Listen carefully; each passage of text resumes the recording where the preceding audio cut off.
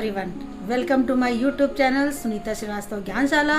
Student, I hope you all are safe and happy.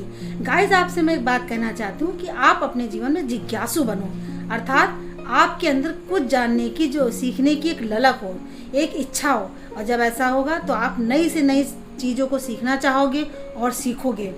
तो आज student, हम अपनी साइंस की क्लास में इकाई 2 रेसों से वस तक को पढ़ेंगे और ये लेसन हम 3 भागों में पढ़ेंगे। बच्चों, हम क्लास 6 में पढ़ चुके हैं कि पौधों से प्राप्त होने वाले रेसे जैसे कपास और जूट के बारे में, और अब हम इस लेसन में पढ़ेंगे कि जंतुओं से प्राप्त होने वाले रेसे जैसे कि ऊन तथा रेशम को हम कैसे प्राप्त करते हैं, ये हम बच्चों पढ़ेंगे। तो आइए हम स्टार्ट करते हैं बच्चों।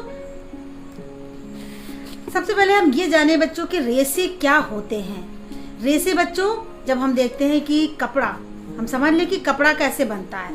कपड़ा कैसे बनता है बच्चों? धागा से बनता है। और जब आप देखते हैं, आपने देखा होगा रुई, उसको खींचते जाओ तो एक पतला रेसा सा दिखाई देता है, और फिर वो जो धागे से क्या होता है, वो रेसा बनता है।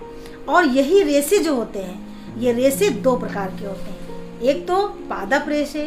पादप रेशे वे रेशे होते हैं जो हमें, जैसे रुई और जूट के रेशे जो हमें मिलते हैं, और जंतु रेशे जो हमें जंतुओं से प्राप्त होते हैं, जैसे कि ऊन हमें भेड़ों से प्राप्त होती है, और रेशम हमें रेशम के कीट से ककून के द्वारा इसको हम प्राप्त करते हैं। तो बच्चों, हम आज जंतुओं के बारे में कि जंतुओं से हमें कैसे रेशे जो है कैसे प्राप्त होते हैं। यहाँ पर देखिए बच्चों, ऊन प्रदान करने वाले जंतु। हम जानते हैं बच्चों कि ऊन हमें जो है भेड़ों से प्राप्त होती है। उसके जो भेड़ों के शरीर पर जो मुलायम तंतुरूपी रेशे होते हैं, उनसे हम ऊन प्राप्त करते हैं। लेकिन भेड़ों के अलावा भी जो जंतु होते हैं, उनसे भी हम ऊन यह प्राप्त करते हैं। कौन कौन से वो? यहाँ पर देखिए सबसे बच्चों, पहले लामा, जो दक्षिणी अमेरिका में पाया जाता है। और लामा जो होता है, इससे जो प्राप्त ऊन होती है, इसे भी हम स्वेटर बनाने में प्रयोग करते हैं। ये देखिए बच्चों, दूसरा एल्पेका। एल्पेका भी दक्षिणी अमेरिका में पाया जाता है। यहाँ पर बच्चों आप देखिए ऊँट देख रहे हैं। ऊँट आपने बहुत देखे होंगे, लेकिन आप यहाँ पर गौर कीजिए, इसके देखिए 2 कोबड़ आ रहे हैं। ये कौन सा ऊँट है? ये बैक्टीरियन ऊँट है, जो मध्य एशिया में पाया जाता है ये ऊँट। और बच्चों, आप ये जो ऊँट है, इससे जो ऊन उत्पन्न होता है, इस ऊँट से जानते हैं कितना होता है? इसमें करीब 2.5 किलो से लेकर 4 किलोग्राम तक का जो है ऊँट के बालों से यहाँ पर ऊन प्राप्त की जाती है। और इससे जो प्राप्त होने वाला ऊन होता है, उसकी जो क्वालिटी होती है, गुणवत्ता जो होती है, वो बहुत अच्छी होती है। और शाल है, पुलोवर है, स्वेटर है, ये सब इससे बनाया जाता है। यहाँ पर बच्चों आप देखिए, ये देखिए बकरी की तरह बनी हुई है। कौन? अंगोरा बकरी और पश्मीना बकरी। अंगोरा बकरी ये जम्मू और कश्मीर में पाई जाती है, और पश्मीना बकरी जो होती है, उससे जो हमें ऊन मिलती है पश्मीना, तो उस ऊन से क्या होता है, हमें शाले हैं, ये सब बनाते हैं। अंगोरा बकरी से जो ऊन प्राप्त होती है, उसको हम क्या कहते हैं? अंगोरा ऊन कहते हैं। यहाँ पर बच्चों आप देखिए याक। याक जो होता है, वो तिब्बत और लद्दाख में पाया जाता है।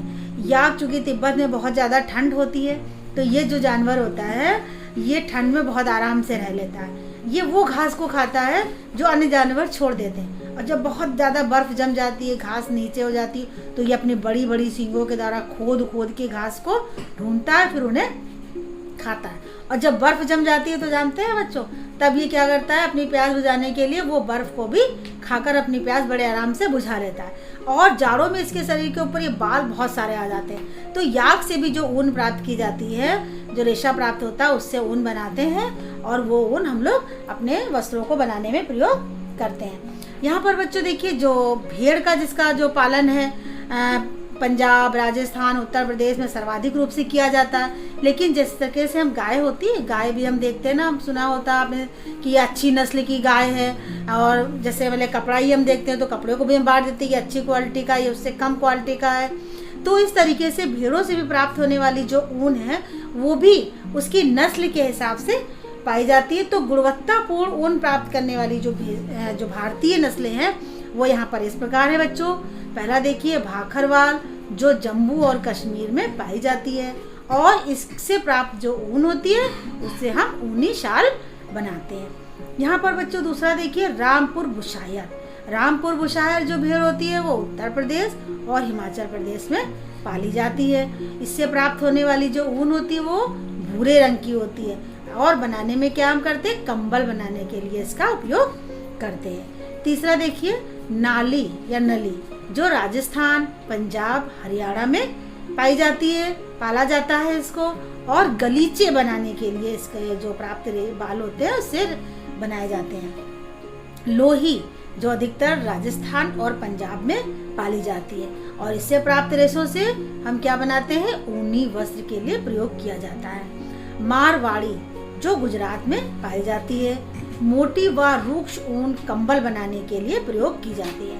पाटनवाड़, जो गुजरात में पाई जाती है और इससे प्राप्त जो ऊन होती है वो होजरी के लिए प्रयोग की जाती है। तो ये कुछ जो है भारतीय नस्लें हैं जो गुणवत्ता के हिसाब से इन भेड़ों को, इनसे ऊन जो प्राप्त की जाती है उससे बनाया जाता है। यहाँ पर बच्चों देखिए कि भेड़ के रेशों के जो है 2 प्रकार होते हैं। जैसे आप जानते हैं जब आपके जो सिर के बाल होते हैं वो ज़्यादा कड़े होते हैं, लेकिन आपके जो शरीर के बाल होते हैं वो मुलायम तंतु रूपी होते हैं। तो इसी प्रकार भेड़ों से प्राप्त जो रेशे हैं वो भी 2 प्रकार के होते हैं। एक तो दाढ़ी के रूखे बाल की तरह, दूसरा त्वचा पर स्थित तंतु रूपी मुलायम बाल।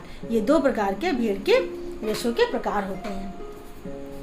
अब जब हम भेड़ की हमने बात कर ली, भेड़ कहाँ पाई जाती है, उनकी नस्लों के बारे में बात कर ली, तो भेड़ पालन और जो प्रजनन है, तो भेड़ पालन करने से पहले हमें भेड़ के स्वभाव के बारे में कुछ महत्वपूर्ण बातों के बारे में भी जानकारी लेना होगा। भेड़ जो होती है वो शाकाहारी होती है।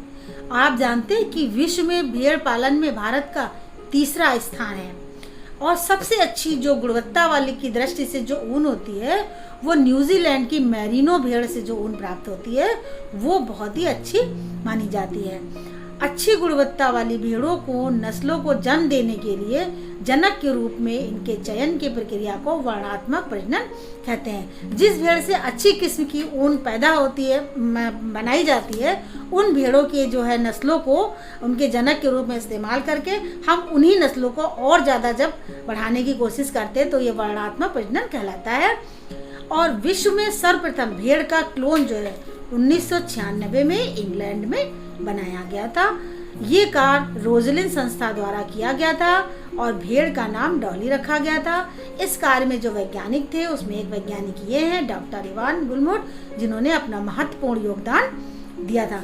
बच्चों आज हमने भेड़ से जो प्राप्त होने वाली जो ऊन है या अन्य जंतुओं से याक है, लामा है, जो बैक्टीरियन ऊट्स है, उनके बारे में जो हमें ऊन प्राप्त होती है उनके बारे में हमने जाना। अब बच्चों हम आगे देखेंगे कि किस तरीके से भेड़ों से के बालों से को निकाल कर कैसे पूरी प्रक्रिया होती है जिससे ऊन तैयार कर ली जाती है। तो बच्चों आज आपको ये जरूर समझ में आ गया होगा, जानकारी मिल गई होगी। अब हम बच्चों अगले वीडियो में कैसे ऊन प्राप्त करते हैं इसको सीखेंगे। तो बच्चों आपको समझ में आ गया होगा। धन्यवाद।